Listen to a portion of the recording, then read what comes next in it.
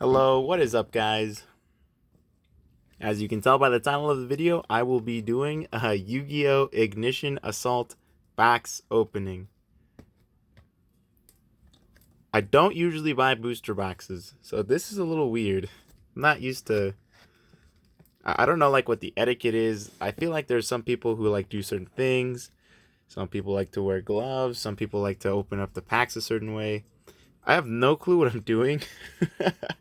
I'm more of a magic kind of person, but I just wanted to, gamble away and maybe I can pull one of the lightning storms. It looks like that's what I'm trying to go for here. Hopefully this works out the way I want it to, but you never really know with the market. It's kind of crazy sometimes.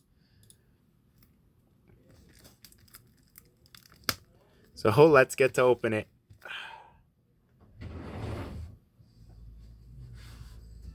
Ooh, this is exciting. Oh man, I haven't bought a booster box for a card game in a long time. So, ooh, and I just broke the seal. It's time to go in.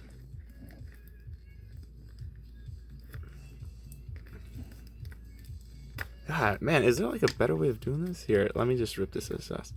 All right, it is now unsealed. There's no going back now. This box is no longer a virgin. You can't unbreak it.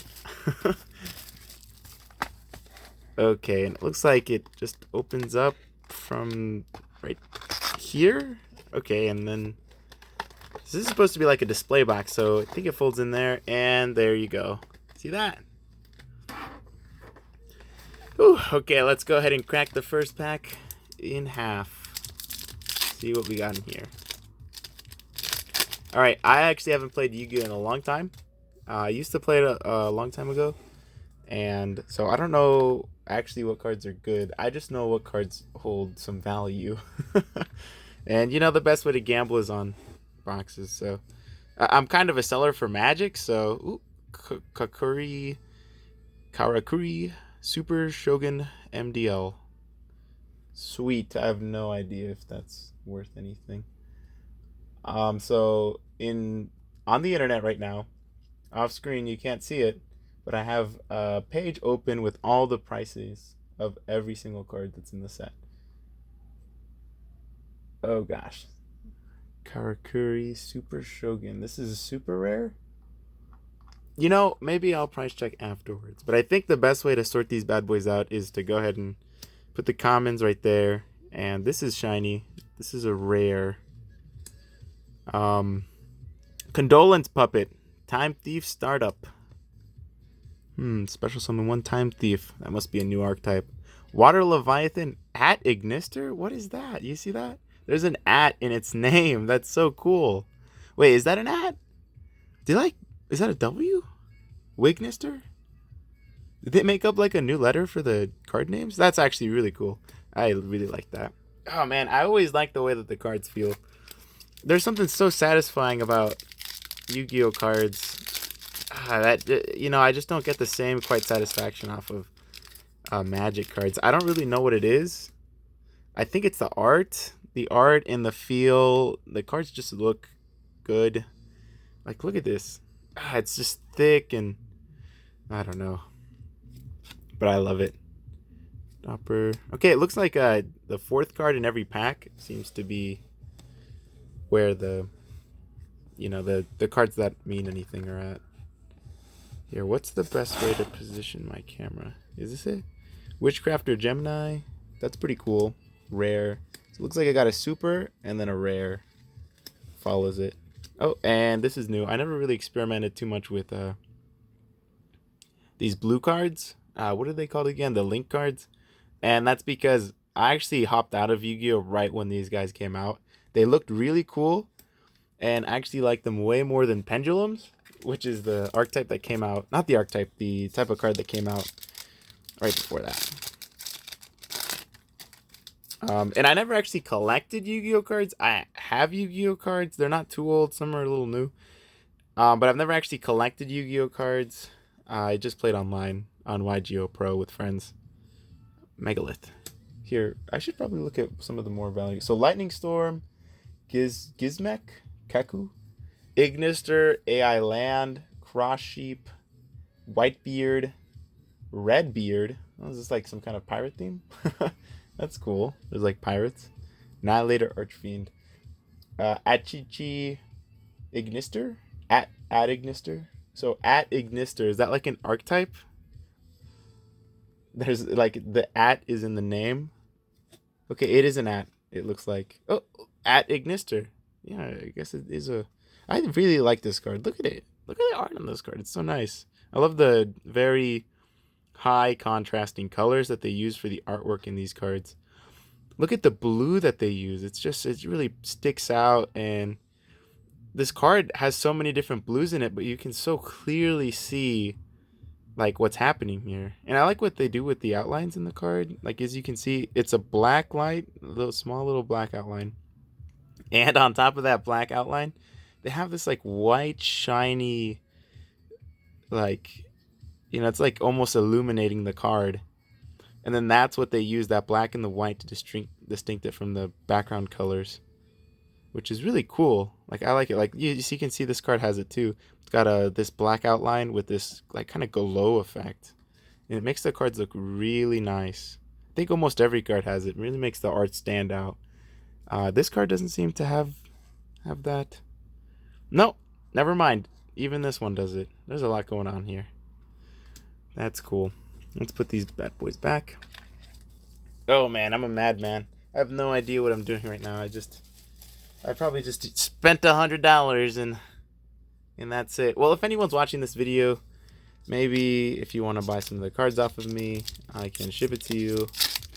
I don't know if I already said this, but I am kind of a vendor. I'm a vendor of sorts. So I like to buy and sell trading cards. Ooh, is this? Oh, that's shiny.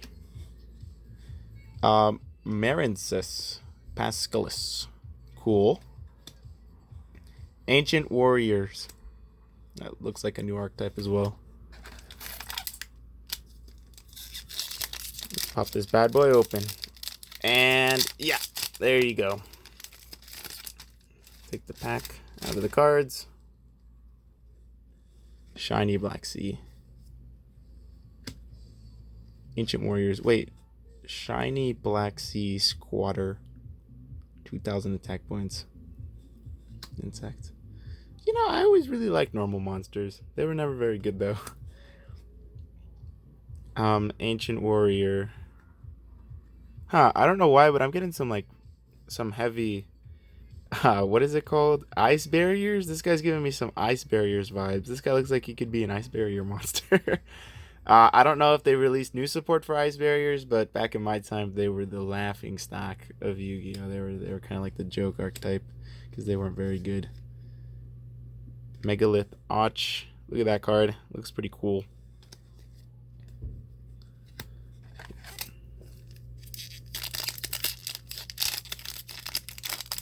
I just love how flashy the cards look and feel. Yeah, let's move all of these guys. Right. Okay. Well, I don't think that was very much better than it was before.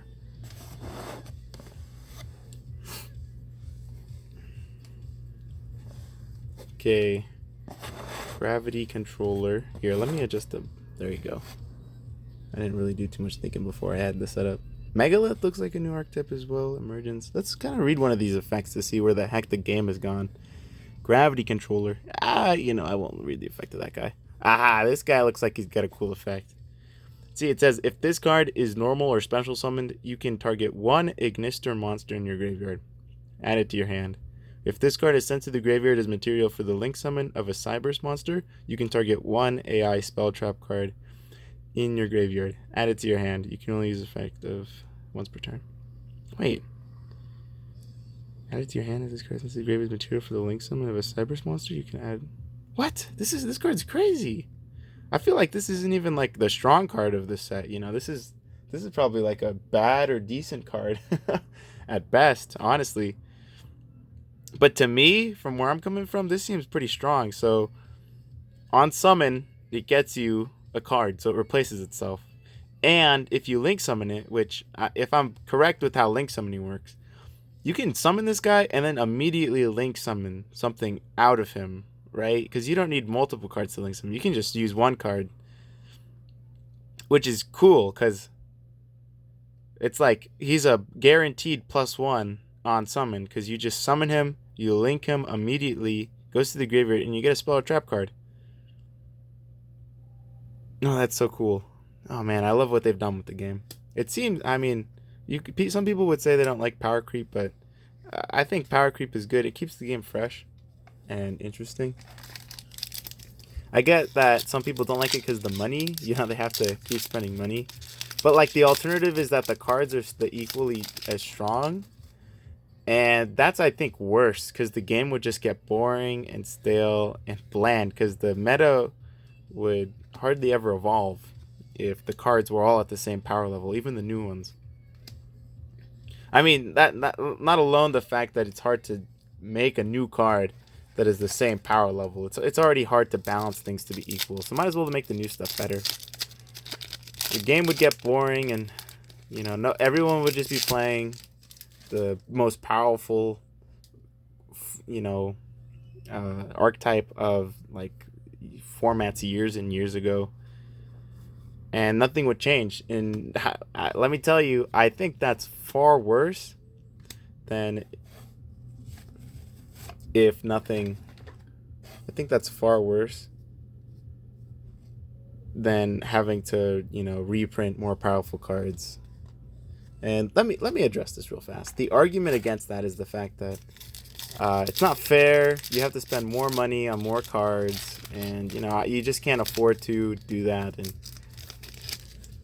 yada yada yada. But you don't have to do it. You don't have to spend more money on more cards. You really don't. You can probably make a pretty good deck on a good budget.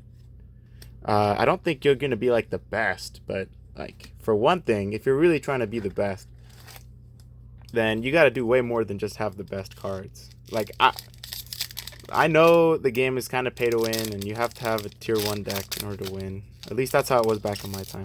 But it's like my point is that if you want to be the best, you have to be like really good at the game too. So it's like, and if you do want to be the best and you have the potential to be the best, then if you spend the money, you'll get the returns in like prizes and stuff. If the tournament scene is as good as I think it is. Hopefully it is. I don't know. I don't, it's like, yeah, you don't like it because they cost more money, but you have to pay for the cards. Like, card games are inherently pay to win. Like, you literally cannot play the game unless you buy some cards. Maybe I have such a, like, maybe, I don't know if my opinion's unorthodox or whatever. Maybe it is. But I think it's just because of my approach that I take when I play, like, card games and stuff. Which is that I truly believe that card games... Well, okay, I shouldn't start with... I'm sorry if I'm, like, going off on tangents right now. I'm getting a little distracted. I truly believe... no, it doesn't make any sense for me to start that sentence with I truly believe. What I mean is... Hold on, give me a second to think about this. I think the reason I feel the way that I do is because of the fact that I actually like that being on a budget when it comes to playing these kinds of games. Because your deck could be better if you spent more money. Almost in almost all cases, unless you have the best deck in the game, if you have all the cards, spending more money can get you a better deck. And I like it because, well, one, you can kind of build up your deck. So there's progression, right? You start out with the really cheap, inexpensive cards, and it feels nice to upgrade your deck. You know, you just can, every now and then when you get the money, you can just upgrade your deck and make it better.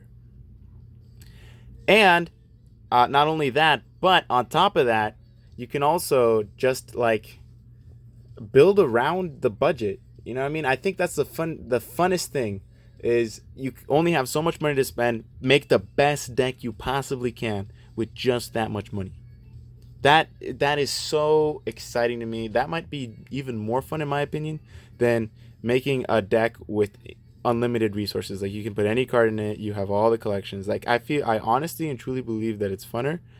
It adds like a new variable because not only do you have to consider the power of a card and how it works with the synergies of your deck, but you also now have to consider the cost of the card, and that can make some cards like that could make the most powerful cards like unlike important to you when you worry about the power like that. It just makes you come at the game with a completely new perspective, and there's nothing more satisfying than beating someone who's like got a legitimately better, like more expensive, valuable deck. There's no better feeling than beating them with your like cheap budget, broken, not broken, weak. You know, it's like inferior, what people would think is inferior deck. But I don't know. I feel like it's cool because it makes you really think outside the box, and it really pushes the boundaries of what you're capable of with the game. If everyone had every card, then everyone would play the same deck, and who knows, maybe the meta might not evolve. But if you have really cheap cards, then maybe you can think of a new strategy under that limitation that can help you beat the expensive, what people consider the more inherently powerful cards. I don't know. Maybe that's my opinion. Maybe I'm just crazy. I guess, yeah, it does make it inaccessible to some players the way it's set up right now. But, like, you can, like I said, you can still play the game.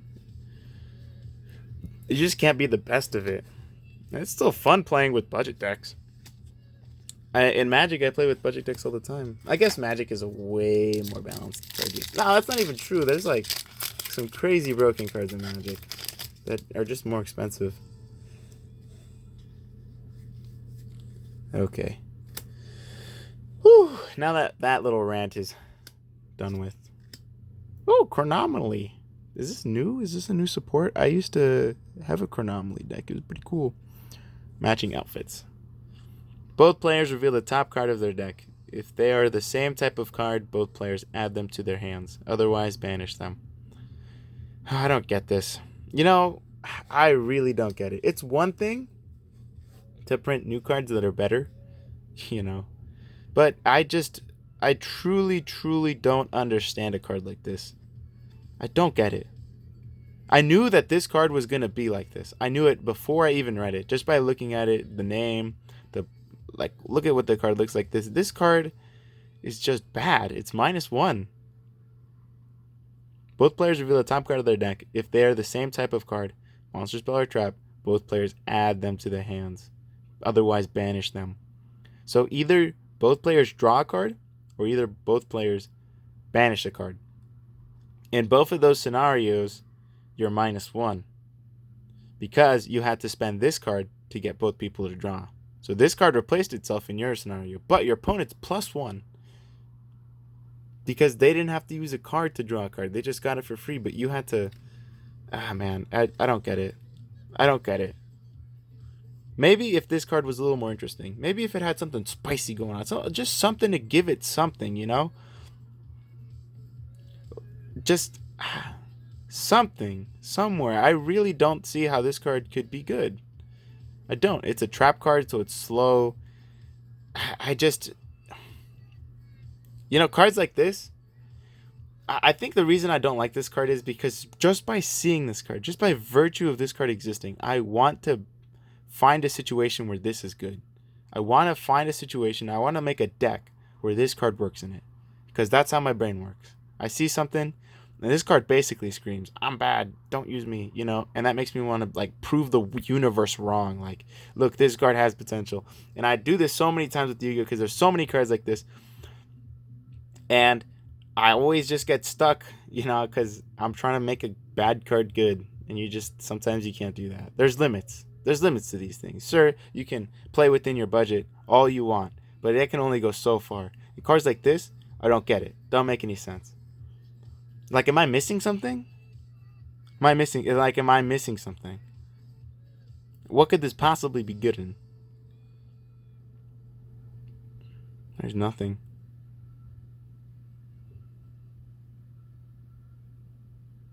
I guess you get to see what's on top of their deck, but you also show them what's on top of yours. So, I mean, that doesn't even make any sense why that would be good. Uh, you guys both draw a card, but like I'm sure I'm so sure that there's better draw cards, especially since this is random. You don't even know what's gonna happen. You don't know what's gonna happen.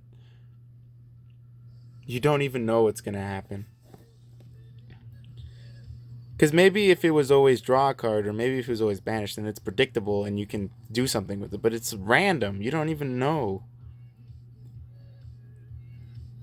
Like if both players were to draw a card, better that you just play like Pot of Greed or the trap card version, the trap card draw card. That card. That card is just better. And that card's not even good. That wasn't good in my time. That card's probably like garbage tier in this time. Why do they still print cards like this? I don't get it. Ah, well. Maybe I'm missing something. Maybe that card's just not for me. Like, would anyone ever run that in their deck? Pretty sure people just throw that in the collection box and then do whatever they want with it. There's no way it's worth it. Okay, so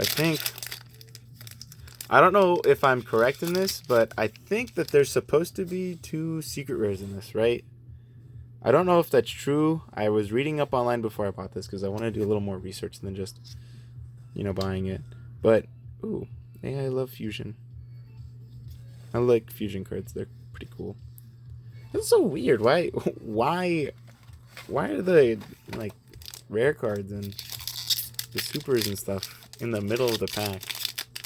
Why not, like, the beginning or the end? You gotta do some weird thing. Like, you gotta go 1, 2, 3. Or you gotta go 1, 2, 3. You gotta do like that for some reason if you want to see it at the end or the beginning. And honestly, in my opinion, that's just weird. Ooh, double-edged sword. Like, look, you see, I did it perfect. And thief, time thief. There's probably a different card in here that's valuable that you guys are like, wow, that's a valuable pull. You should separate that. And I just don't know because I don't know the game. You can only control 1 double-edged sword. The equipped monster gains 2,000 attack. Also, both players take any battle damage from attacks involving the equipped monster.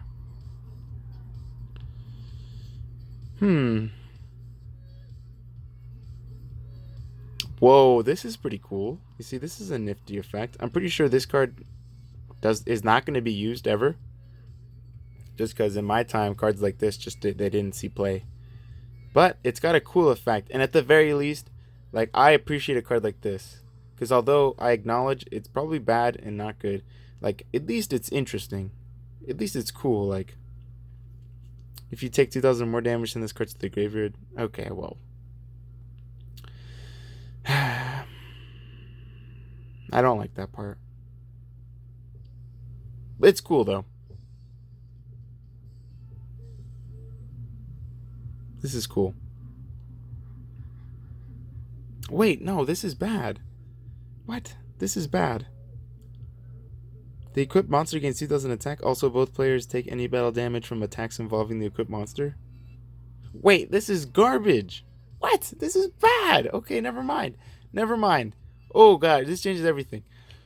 I'm pretty sure if they made an equipment spell card that just said a monster gets 2,000 attack, I'm pretty sure if they just printed one out that said equipped monster gets 2,000 attack, I really don't think that it would be too strong. I honestly don't think it'd be too strong. In my time in Yu-Gi-Oh, it wouldn't be too strong of a card. But in today, it's probably even more true that it's not too strong. This card, I don't get it. I don't get it. Why didn't they just say, 2,000 more attack? Why didn't they just keep it at that? Like, why are they so, like, they're so okay with, like power creep in some areas of the game, like all the special summon crazy stuff effects. Like Yu-Gi-Oh is completely fine with printing a card that says special summon your hand, and then special summon your other hand, and then special summon from your extra deck, special from the graveyard, special summon your whole deck onto the battlefield. But when it comes to a card that's like this, like, they don't give these cards any. Maybe I'm wrong though. Maybe I'm wrong, and maybe that card is actually tier 0, and I'm just like some old grandpa who doesn't know the game anymore. Who knows?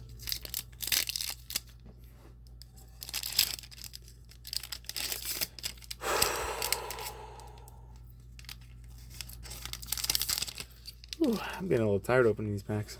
Especially since this box is so weird. My phone is actually on a box. Ooh, another double sword. Megalith. Ancient Warriors. Under Patrol. So, is there like any chance that I'm going to get another? Oh, this card looks cool. If this card is special summon, you can special summon one Molten token. While the token special summoned by this effect is on the field, you cannot special summon monsters from the extra deck except insect monsters. This card's kind of cool. Special summon a card and then you get to special summon another card. Gives you like a link to, right? That's how that works.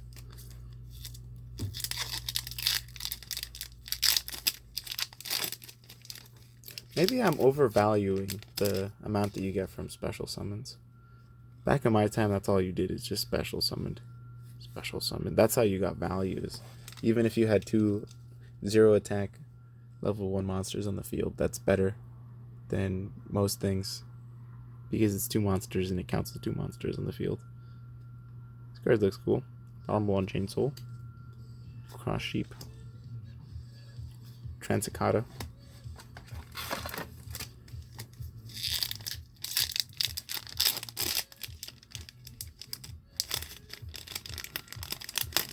Oh gosh. Ooh, another one of these guys. I think the last time I found one, it was super rare. A lot of these Ancient Warriors. Are they any good? I have a feeling that they're not good. Bellcat Fighter. When this card destroys an opponent's monster by battle, you can special summon 1 Bellcat token. This card seems cool, but I don't know if it's good. Defense position. Maybe I shouldn't analyze these cards. I'll probably think that none of these cards are good unless it says destroy or special summon, to be honest. The first time each ritual summon monster would be destroyed by battle each turn, it is not destroyed. If a Megalith monster is special summoned, you can target 1 ritual monster in your graveyard, add to your hand. Yeah. I honestly, truly, I only really value cards that give you +1 or -1 or whatever. I think that's just what it wasn't back in my time. It should be how it still is now, but if a card doesn't give you plus advantage, like, why are you running it? Maybe I'm wrong. Maybe I was always wrong. I was never really good at the game, now that I think about it. I was always very casual, and I played very weird decks with my friends. My friends were never too good at the game, so I never actually got too serious at it, because I didn't want to destroy them on YGO Pro. I think YGO Pro doesn't work anymore, now that I think about it. Wind Pegasus Ack Ignister. Cool card. Shadow Time Thief Megalith. I wonder if the commons are worth anything. If it's anything like Magic, commons are like not even a penny.